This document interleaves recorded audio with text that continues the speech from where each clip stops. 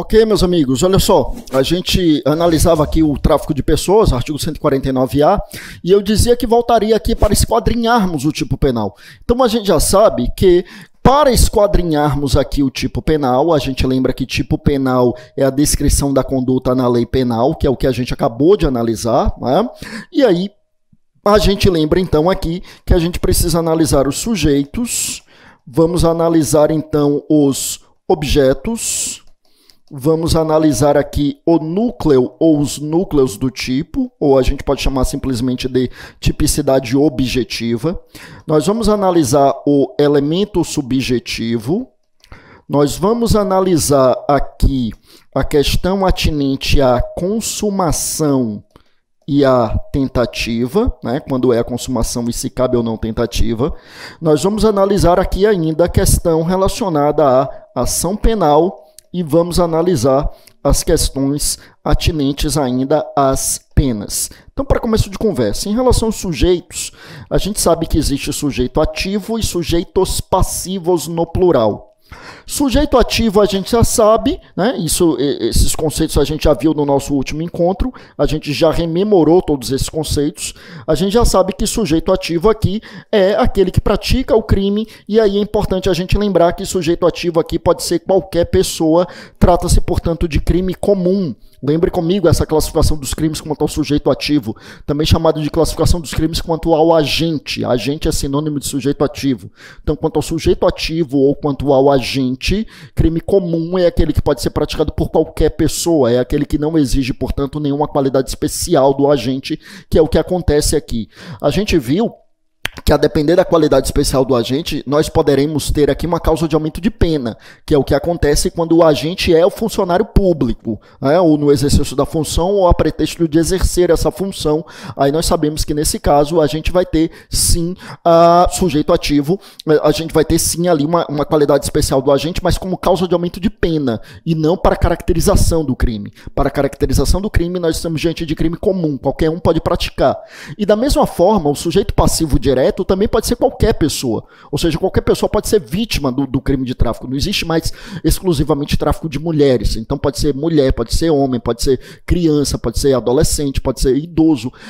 E aí, da mesma forma, a depender da qualidade específica ali do agente, nós podemos ter causa de aumento de pena. Então a gente vai ter ali a situação em que, se for criança, se for adolescente, se for idoso, se for pessoa portadora de deficiência, aí a gente sabe que a pena será exasperada. Mas para caracterização do crime, não se exige nenhuma qualidade especial do agente.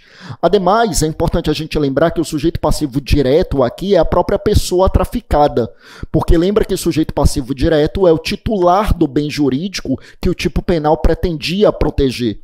Antigamente, que a gente tinha um artigo 231 e 231-A do Código Penal, o tipo penal objetivava proteger a liberdade sexual, né? Era a dignidade sexual. A liberdade sexual é uma das dimensões da dignidade sexual, né? Mas agora que a gente tem um artigo 149-A e o 231 e o 231-A foram revogados, a gente não tem mais um crime sexual. O bem jurídico não é mais de caráter sexual. O bem jurídico aqui é a liberdade individual. E o sujeito passivo direto, a gente sabe, é o titular do bem jurídico que o tipo penal objetivava proteger. Então aqui a gente sabe que é efetivamente o titular da liberdade individual que é vilipendiada. Então é esse que é o sujeito passivo direto, é a própria pessoa que é traficada, porque é essa que tem o bem jurídico, liberdade individual vilipendiado, tá bom? Bom, sujeito passivo indireto, nós sabemos, sempre é o Estado, né? Sujeito passivo indireto, eu repito, sempre será o Estado. Bom, que mais aqui, meus amigos? Aí veja lá, aí quando a gente fala em objetos, nós sabemos que vamos precisar falar do objeto jurídico e também do objeto material. Né? Sujeito passivo eu coloquei ali, mas eu mencionei, mas eu não escrevi, para lembrar que pode ser direto ou indireto. Né? Direto também chamado de imediato ou ainda chamado de eventual. E indireto chamado de imediato ou de constante. Todas essas terminologias nós revisamos no nosso último encontro. Bom, aqui o objeto jurídico, que nós sabemos que é o bem jurídico que se pretende tutelar, e como eu acabei de mencionar, o bem jurídico que se pretende tutelar aqui é a própria liberdade individual. tá? Então, objeto jurídico é a própria liberdade individual. Já o objeto material, lembra comigo que, por definição, o objeto material é a pessoa ou coisa sobre a qual recai a conduta criminosa. E o objeto material aqui, portanto, é a própria pessoa traficada, porque as condutas criminosas recaem justamente sobre a pessoa, né? Então, a pessoa que é traficada, então o objeto material é a pessoa traficada, tá?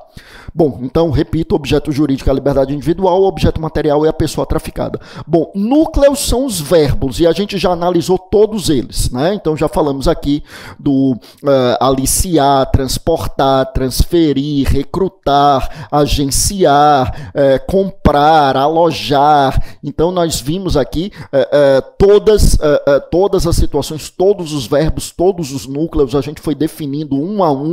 E também, meus amigos, nós aqui trouxemos uma situação em que a gente analisou de forma pormenorizada cada uma dessas hipóteses e analisando justamente que se trata de um tipo penal misto alternativo, tá? Conforme a gente comentou, ou seja, a realização de mais de uma conduta dentro de um mesmo contexto e com o mesmo objeto material que daria ensejo a apenas um crime.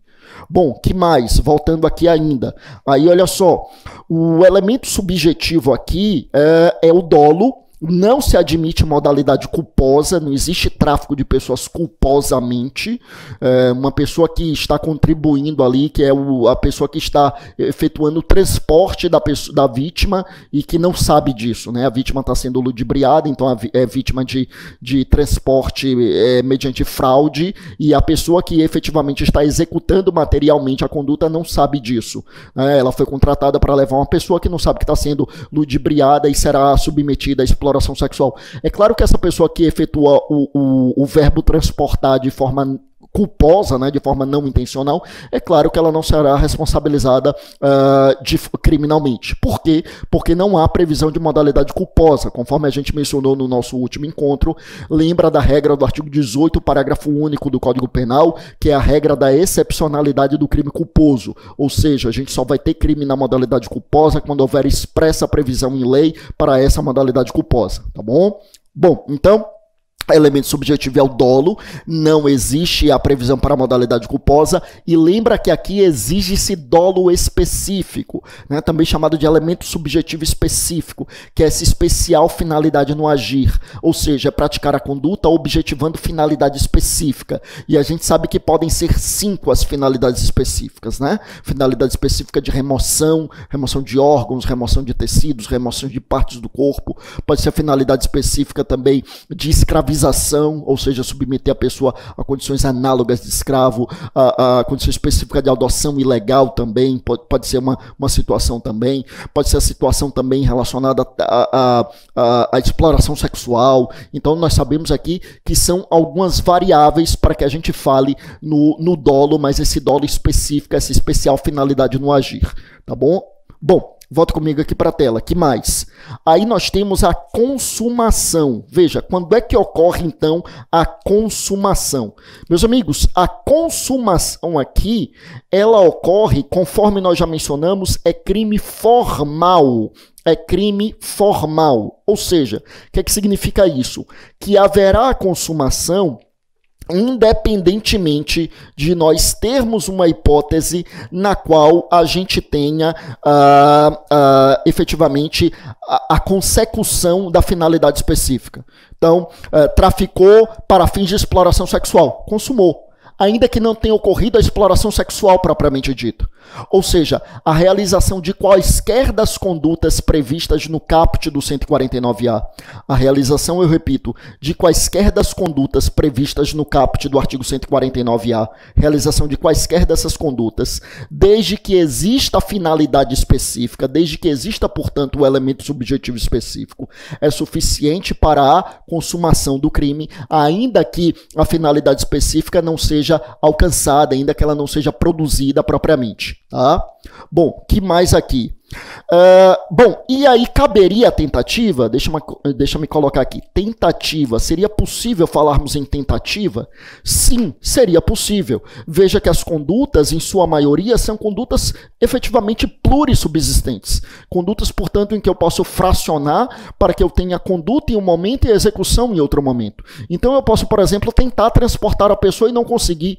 Na hora a pessoa conseguir fugir, ou a pessoa que era ludibriada se dar conta e não ingressar no veículo automotor, só a título de exemplo. Eu posso tentar alojar a pessoa e a pessoa não, na hora ela desiste de aceitar o alojamento, por exemplo. Então, são crimes que admitem a tentativa, né? Ou melhor, é um crime em suas modalidades que admite a tentativa. Então, a tentativa é possível sim. Em relação aqui, meus amigos, a questão da ação penal, é importante a gente lembrar que, claro, nós estamos diante de crime de ação penal pública incondicionada.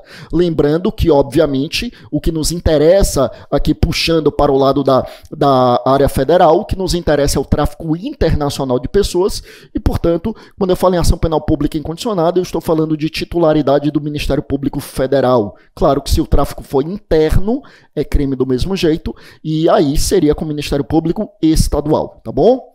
Bom, em relação às penas, nós já vimos aqui reclusão de 4 a 8 anos, além de multa. Então, reclusão de 4 a 8 anos, além de multa, é a pena prevista aqui para esse crime. Lembrando que, além desse crime, podem existir outros crimes, a depender da situação em que a finalidade almejada é efetivamente obtida, né? Então, exploração sexual, por exemplo. Então, traficou a pessoa e lá estupra a pessoa. Não vai responder só pelo tráfico de pessoas, responde pelo tráfico e também responde pelo estupro, né?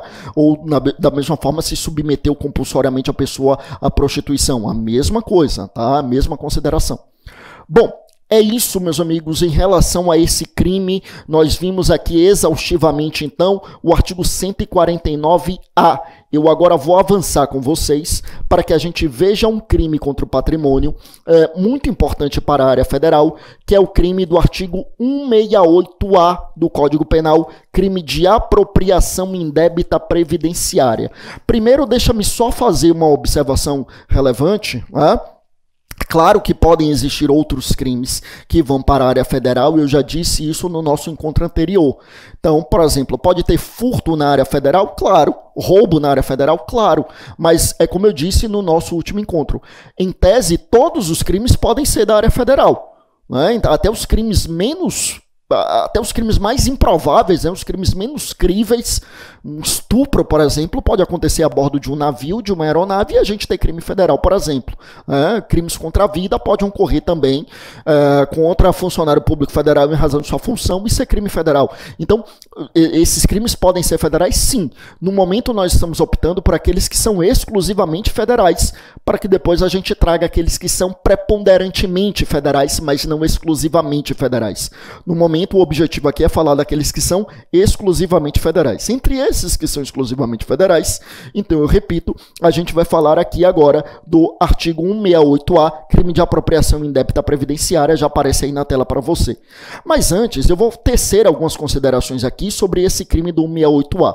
Artigo 168-A, então, crime de apropriação indébita previdenciária. O que é que a gente tem a dizer sobre esse crime? Primeiro, que como o próprio nome indica, é uma modalidade específica de apropriação indébita, uma modalidade mais específica. E o que é apropriação indébita propriamente dita, que é um outro tipo penal? Vou falar da apropriação indébita, que em regra é crime estadual e não federal, mas vou falar da apropriação indébita propriamente dita, que está no artigo 168, para a gente compreender com mais facilidade esse, que é do 168-A, tá? Vamos lá, meus amigos. O que é que nós temos aqui em relação a essa situação, tá? O que é que nós temos aqui em relação a essa situação? O que nós temos aqui é o seguinte, veja só, né? O que nós temos aqui em relação a esse tema é o seguinte, tá? Artigo 168, apropriação indébita. Quando é que a gente tem apropriação indébita? É um crime contra o patrimônio sem violência ou grave ameaça. É um crime contra o patrimônio sem violência ou grave ameaça. Tá? Na apropriação indébita, o criminoso, que é o apropriador, ele obtém obtém a coisa alheia móvel, né? Ele obtém a coisa alheia móvel, ele obtém a posse ou a detenção legitimamente. É importante que se faça essa ressalva. E depois de obter a posse ou a detenção legitimamente, aí eu vou escrever aqui na tela, né? Por enquanto eu estou falando só do 168, tá? Não é o 68A ainda. Depois de obter a posse ou a detenção da coisa legitimamente, aí o criminoso passa a agir com o animus rem sibi habendi. O que é o animus rem sibi habendi? Seria a intenção de haver a coisa para si. Animus é intenção, rem é uma variação de res, né, que é coisa, sibi é o pronome reflexivo, é, o para ser, é a ideia da reflexividade, né, o para si, e o habendi é do verbo haver, haver no sentido de apropriar-se, de assenhorear-se, tornar-se dono, né, tornar-se proprietário. Então, animus rem sibi habendi é a intenção de haver a coisa para si, é a intenção de se apropriar da coisa, de assenhorear-se da coisa, de tomar a coisa como dono. Então, imagina você que eu vou estudar para um determinado concurso e peço a um amigo um livro emprestado.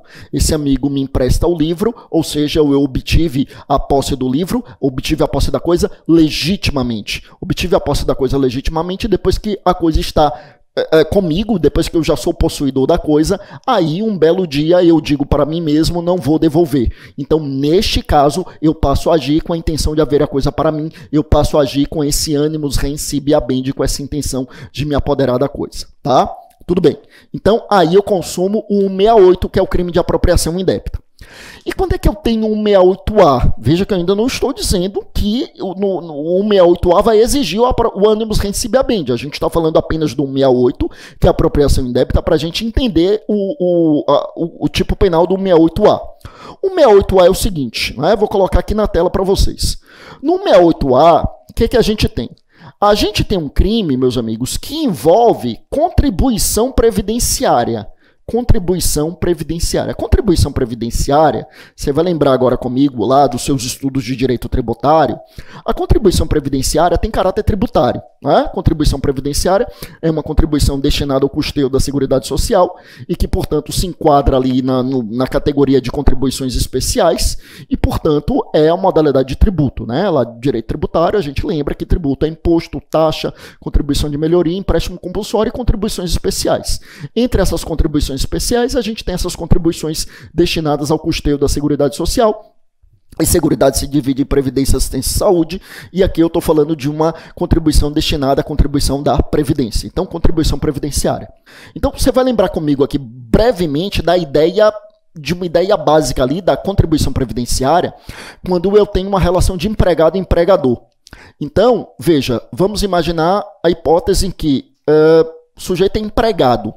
Quando ele é empregado, nós sabemos que o empregador ele vai pagar a contribuição na sua parcela, a parcela que é dele, empregador, que é a chamada contribuição patronal. Então, quem paga é o empregador. E quem paga a contribuição do empregado, obviamente, é o empregado, não é o empregador. Só que o empregador ele é o responsável tributário do empregado. Significando dizer que este empregador, ele pega do salário do empregado e ele repassa para o INSS. É por isso que lá no salário do empregado, né, lá no contra-cheque do empregado, o olerite, né, que é mais conhecido como contra-cheque, lá no olerite do empregado, então vem o salário bruto e vem lá as retenções. Entre essas retenções a gente tem também do imposto de renda, né, mas a depender do caso, se tiver pensão judicial já é retido e destinado lá ao pensionado, né, mas o que nos interessa no momento é apenas a contribuição previdenciária e aqui eu estou partindo do pressuposto de que o sujeito é um segurado ali do INSS, tá? Segurado obrigatório por ser empregado. Então, ele recebe lá X e vem lá o desconto de Y, tá? O que é aquele desconto?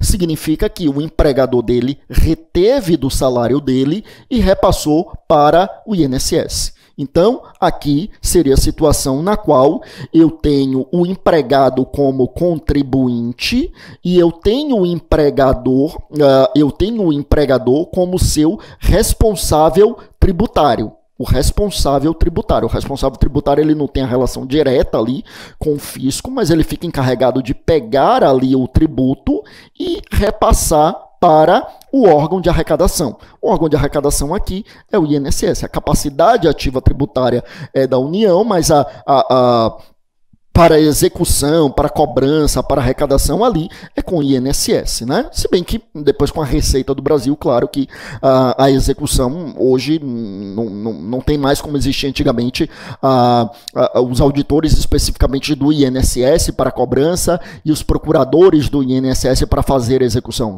Existem os procuradores do INSS, mas a cobrança hoje é feita pela PFN, né? A Procuradoria da Fazenda Nacional. Mas o que nos interessa aqui no momento é que, então, o responsável tributário, que é o empregador do meu exemplo, claro que a relação empregado-empregador veio aqui apenas como exemplo, então o empregador, que é o responsável tributário do meu exemplo, ele pega a contribuição do empregado e ele repassa para o INSS, tá bom? O que é o crime de apropriação indébita previdenciária do artigo 68A, meus amigos? É essa situação em que o responsável tributário, ele pega a contribuição lá do contribuinte e ele não repassa para o órgão de arrecadação, ele não repassa ali para o ente arrecadador. Então, por isso que é apropriação indébita, por isso que ele está se apropriando daquilo que ele tem a posse, mas que não é dele. Então, aqui nessa situação, ele pega para si, ele toma para si e ele tem a obrigação de repassar a quem de direito e ele não repassa. Por isso que a lei, o legislador chamou de apropriação indébita, mas uma apropriação indébita previdenciária justamente por ter essa natureza relacionada à contribuição destinada ao custeio da Previdência. Então, agora que a gente trouxe essa ideia básica, né, aí a gente parte para a análise do artigo 68A. O que a gente tem, então, no 68A, meus amigos? Olha só. No 68A, então, a gente tem aqui o seguinte. Veja bem, então a gente tem apropriação indébita previdenciária, está escrito aqui, e aí a gente tem o seguinte, olha só. Deixar de repassar à Previdência Social as contribuições recolhidas dos contribuintes no prazo e forma legal ou convencional. Então, deixar de repassar à Previdência Social as contribuições recolhidas dos contribuintes no prazo e forma legal e convencional. Então, o que a gente tem aqui nesse crime, né? Nessa situação? Então, a gente percebe de uma forma bastante clara essa hipótese em que a gente fala desse tipo de crime. A gente fala aqui particularmente desse crime do artigo 168A. Avançando, então, aqui em relação a ele, o que a gente tem sobre esse aspecto, né? Veja que primeiro ponto relevante é a gente compreender que o Supremo Tribunal Federal, já há muitos anos, veja que esse crime foi criado no ano 2000, né? Está escrito aí, incluído pela lei número 9983 de 2000, né? Então esse crime, ele não está no Código Penal desde o seu nascedouro, né? Desde 1940, ele é muito recente quando a gente pensa que o Código é de 1940, mas quando a gente para para pensar, já são 20 anos, né? Ele só é recente quando a gente para para pensar que o Código já tem 80, né? O Código é de 1940, já tem 80 anos. Mas, efetivamente, né, enfim, né, já são 20 anos desse crime. E já foi questionada a constitucionalidade desse crime no Supremo Tribunal Federal, porque já houve quem dissesse que isso aqui era inconstitucional por ser prisão por dívida. E o Supremo disse que não é prisão por dívida, isso é crime. Porque o que é proibido constitucionalmente é a prisão civil por dívida. A Constituição ressalva lá, a gente sabe, o depositário infiel e o devedor voluntário de alimentos, e a gente sabe também que o depositário infiel tem toda aquela questão relacionada à Convenção Americana de Direitos Humanos, né, que é o Pacto de São José, que na prática, então, o depositário infiel também não é cabível mais à prisão civil. Mas o fato, meus amigos, é que, então, prisão civil só se fosse o devedor de alimentos, e aqui o Supremo disse, não é aqui a gente não está falando de uma hipótese de prisão civil. Aqui o sujeito não é preso pela dívida, o sujeito é preso pela fraude. Porque se o responsável tributário ele não fizesse a retenção do salário do empregado, ou não, a relação empregado-empregador, lembrando, é apenas citado aqui como exemplo, né? Se o responsável tributário não fizesse ali, não retirasse ali do contribuinte, ele não praticaria crime. Seria um ilícito de caráter tributário, porque ele tinha obrigação de reter e repassar. Se ele não reteve e não repassou, então ele não praticaria crime, seria mero ilícito tributário. Mas se ele reteve e não repassou, aí eu tenho uma apropriação indébita. Então, é legítima a criminalização dessa conduta, disse o Supremo Tribunal Federal.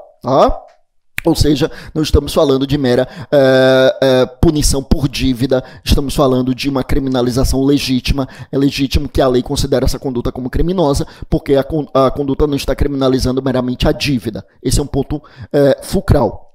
Outro ponto extremamente relevante, e eu quero encerrar esse bloco, cujo prazo está se esgotando, para voltar no próximo bloco pegando o gancho disso. Outro ponto extremamente relevante é: o Supremo Tribunal Federal, para a caracterização desse crime, não exige o dolo específico, o chamado animus rensibi habendi. É necessário que exista o dolo, mas não necessariamente esse dolo específico, o animus rensibi habendi. A gente volta daqui a pouquinho, pegando o gancho dessa informação e voltando com isso. Daqui a pouco a gente volta. Vamos lá.